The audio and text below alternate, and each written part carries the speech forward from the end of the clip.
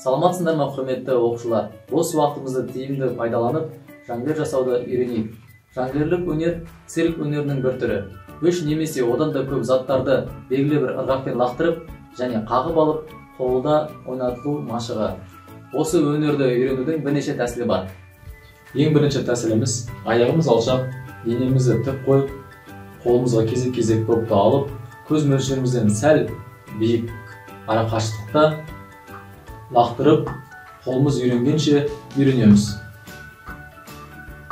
Келесі тәсіліміз оң қолымыздағы допты сол қолымызға, сол қолымыздағы допты оң қолымызға лақтырып, қолымыз жаттыққанша үйренеміз.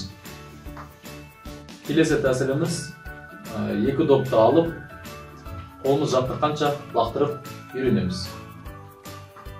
Келесі тәсіліміз оң қолымыздағы допты сол қолымызға, сол қолымыздағы допты оң қолымызға кезек-кезек алмастыра лақтырамыз үйренеміз. Соңғы үйренетін тәсіліміз үш доппен жонглер жасау.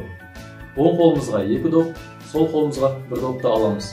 Оң қолымыздағы бірінші допты сол қолымызға лақтырамыз. Бірінші доп ауада қалған кезде сол қолымыздағы екінші допты сол оң қолымызға лақтырып, ауада қалған бірінші допты сол қолымызбен тосып аламыз. Оң қолымызда қалған үшінші допты сол қолымызға лақтырып, ауада қалған екінші допты оң қолымызбен тосып аламыз. Осы комбинацияны үздіксіз қайталау арқылы жонглер жасап үйренеміз.